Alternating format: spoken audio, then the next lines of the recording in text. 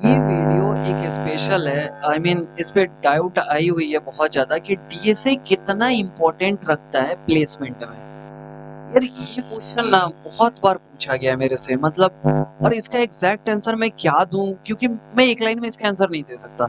यदि कोई बच्चा मुझे लिंक्डइन पे पूछता है, मैंने देखा है बहुत बच्चे पूछते हैं, मैं मैं क्या जवाब दूं इसका, इसलिए मुझे स्पेशल वीडियो बनानी पड़ रही है। क्यों बनानी पड़ रही है उसका रीजन तुम्हें इस वीडियो के अंदर समझ में आ जाएगा। देखो, एक जॉब लेने के लिए ना बहुत सारे राउंड्स होते हैं। एक एप्टीट्यूड राउंड होता है, मैंने ये मतलब वीडियोस में बताई भी है कि क्या क्या होते हैं। उसमें तुम जाके थोड़ा सा अच्छे से डिस्क्राइब वे में, थोड़ा एक्सप्लेन किया हुआ है, उसमें जाके देख लो।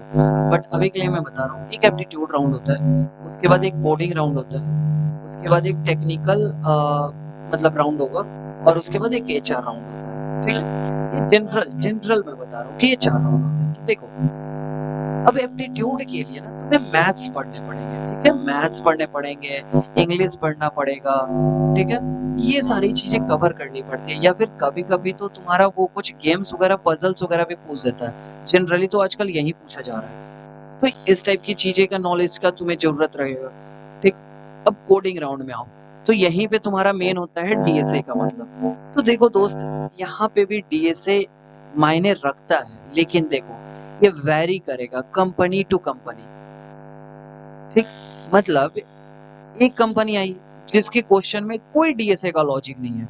ठीक है ना, मतलब डीएसए कॉम्पिटिटिव प्रोग्रामिंग, मैं सबको लेके बोल रहा हूँ कि कॉम्पिटिटिव प्रोग्रामिंग डीएसए हो गया, तुम्हारा डायनेमिक प्रोग्रामिंग, ये सब कितना इंपॉर्टेंट रखता है। तो देखो, वैरी करता है। कोई कोई जो जनरली कंपनीज आती है ना, मैं जनरल केस में बात करता हूँ, उसमें डीपी सीपी डीएसए ये सब नॉर्मल रहता है, नॉर्मल। मतलब ये दोनों तो छोड़ ही दो, ये तो आउट ऑफ लेवल का चीज है। डीएसए नॉर्मल रहता है, इतना कि जो तुमने एकेडमिक्स में पढ़ा है ना, वो काफी है। ठीक है, तुम कर सकते हो उतना से। अब जिसने ध्यान नहीं दिया होगा वो अलग बात है, बट जितने थोड़ा बहुत भी ध्यान देके पढ़ा होगा वो समझ जाएगा। लेकिन एक और तरह की कंपनी आती है जो सुपर ड्रीम टाइप की रहती है। ठीक है, जनरली, या फिर कभी कभी ड्रीम के अंदर में भी आ जाती है, ऐसा नहीं है। तो सुपर ड्रीम ड्रीम में कुछ कुछ कंपनीज, कुछ कुछ जिनमें क्या होता है कि जिनके राउंड, कोडिंग्स राउंड जो होते हैं, उसमें डीएसए का ही पूरा का पूरा क्वेश्चन होता है।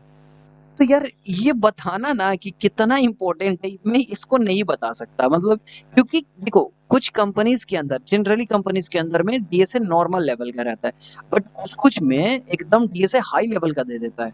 हाई लेवल बोलूं या एवरेज लेवल का बोलूं, ठीक है।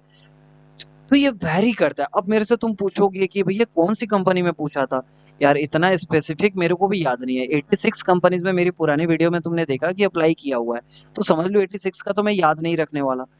तो समझ रहे हो ना, तो ये चीज थोड़ा ध्यान से कि डीएसए कितना इंपॉर्टेंट है, ये वेरी करता है। तो अब तुम बोलोगे कि भैया डीएसए सीपीडीपी का प्रिपरेशन करे या ना करे। तो देखो दोस्त, उस क्वेश्चन से पहुंचने से पहले मैं तुम्हें एक चीज बताना चाहूंगा कि तुम सब चीज का प्रिपरेशन, यदि अब जॉब लेने का प्रिपरेशन करना शुरू कर ही दियो ना, तो देखो, एप्टीट्यूड को स्ट्रॉन्ग करो, इसमें खासकर इस पे ध्यान दो, पजल्स पे और इंग्लिश पे। मैथ को तो अब हटाया जा रहा है। मतलब समझो कि कंपनीज में बहुत ही कम कंपनीज है जो मैथ पूछती है। जनरली अब इंग्लिश और पजल्स बहुत ज्यादा मायने रखते हैं एप्टीट्यूड में। अब आते हैं कोडिंग राउंड के लिए, मतलब डीपी वगैरह के लिए, और क्या क्या पढ़ना चाहिए। तो देखो, सबसे पहले टेक्निकल राउंड में जनरली थ्योरी चीज पूछा जाता है, जनरली। लेकिन फिर वही स्पेशल केस वाली बात आ गई, तो उसमें तुमसे वो कोड भी करा सकता है। वो तुमसे क्या बोलते हैं कि कॉम्प्लेक्सिटी भी पूछ सकता है कि इस कोड का एक लिख के देगा, बोला इसका टाइम कॉम्प्लेक्सिटी, स्पेस कॉम्प्लेक्सिटी क्या होगा, इसको तुम कैसे रिड्यूस कर सकते हो, मतलब पूरा एकदम जो बोलते हैं लेवल ऑफ डीएसए उसमें पहुंच जाएगा। ठीक है, स्पेशल केस में वो भी हो सकता है। बट जनरली मैंने अभी तक जो इंटरव्यू दिया उसमें जनरल केस में थ्योरी का कॉन्सेप्ट ही पूछा जाता है ज्यादातर, ज्यादातर। ठीक है, कि लाइक कैसे काम करता है, व्हाट इज एल्गोरिथम, इसमें कैसे काम करता है, जैसे एक कोड है उसको कैसे, मुंह से पूछा जाएगा, ऐसा कोड लिख के नहीं बोलेगा। समझ रहे हो ना, तो वो चीज होती है।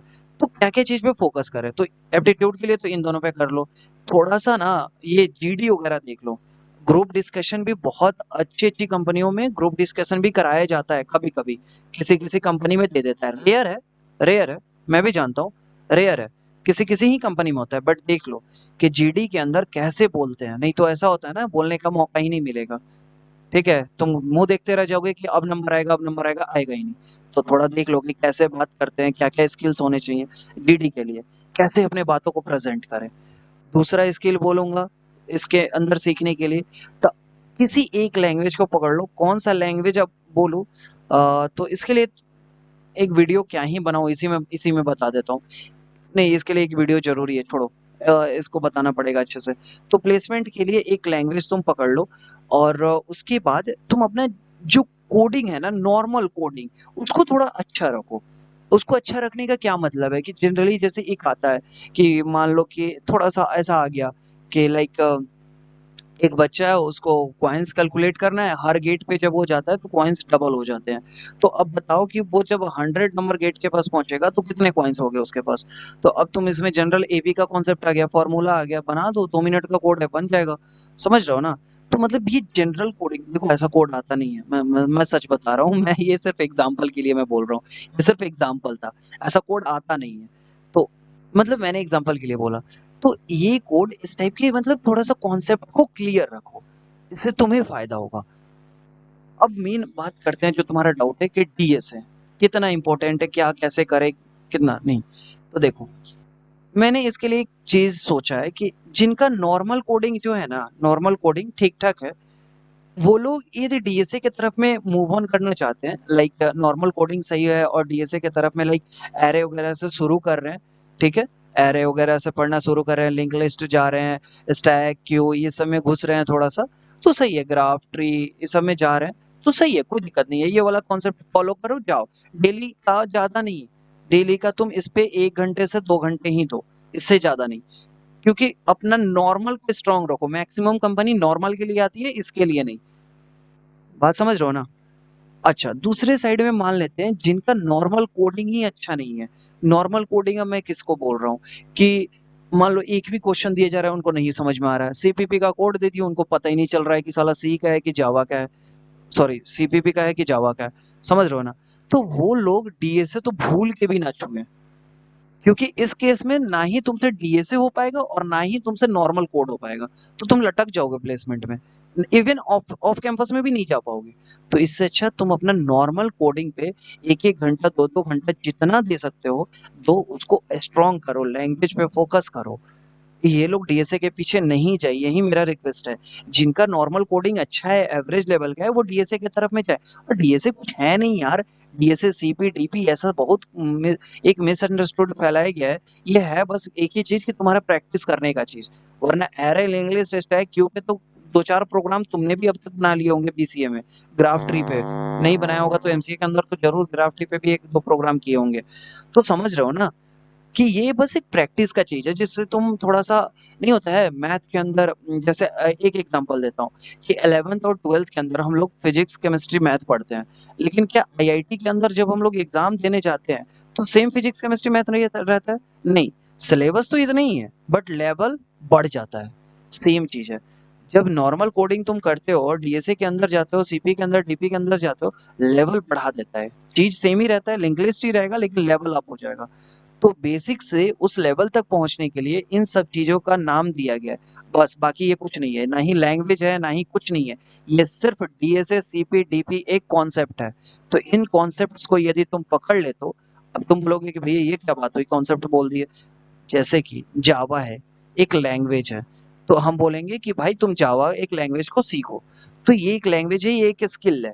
डीएसएस, सीपी, डीपी एक कॉन्सेप्ट है। इस कॉन्सेप्ट को यदि तुम माइंड में रखते हो, यदि तुम्हें आता है तो बहुत अच्छी बात है, नहीं आता है तो फिर सीखना पड़ेगा। तो आई थिंक कि तुम्हें ये चीज़ समझ में आ गया होगा कि क्या-क्या चीज़ पे फ़ोकस करना ज़्यादा ज़रूरी है।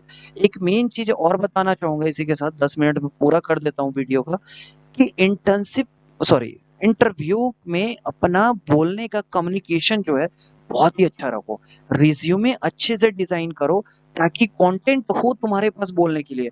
ऐसा नहीं कि हाँ सर मैंने बीसीए यहाँ से किया है, एमसीए इतना किया है, यहाँ से किया है, इतना सीजीपीए है, मेरी हॉबी ये है, मेरी ये है, बस बात खत्म। शुरू करो तुम्हारे इंटर्नशिप से, यदि तुमने इंटर्नशिप किया है या कर रहे हो तो, ठीक है? उसके बाद अपना एमसीए, बीसीए का डिटेल्स बता दो, अपनी हॉबी वगैरह बता दो, सही है। ये 3 चीज़ बताओगे काफ़ी हो जाएगा। इंटर्नशिप को पूरा एक्सप्लोर करो, क्या-क्या काम किए हो, किस टेक्नोलॉजी पे काम कर रहे हो। उसके बाद अपने प्रोजेक्ट्स को भी इंक्लूड करो यहाँ पे, बीच में मैंने छोड़ दिया। उसके बाद अपना सीजीपीए वगैरह बताओ, हॉबीज़ बता दो। इतना काफ़ी है तुम्हारा बेसिक इंट्रोडक्शन जिसमें 10 मिनट लग जाएँगे। समझ गए ना? तो ये चीज़ों पे ज़्यादातर फ़ोकस करो। मतलब यदि तुम इधर नहीं आना चाहते हो ना, तुमसे ये नहीं हो रहा है, तो मत ही करो। पहले ये सारा स्किल पूरा कर लो, उसके बाद जाओ इस स्किल पे। ये ऑप्शनल है, ये सब मैंडेटरी है। ये नॉर्मल डीएसए ये सब जो मैंने अभी बताया है, ये सब मैंडेटरी पार्ट है। ये जो डीएसए मैंने बताया है, ये सिर्फ ऑप्शनल ही बोलूँगा, क्योंकि जब तक ये नहीं रहेगा ना, तब तक ये पढ़ने का कोई फ़ायदा नहीं है। तो होप क्लियर है। मिलते हैं नेक्स्ट वीडियो में।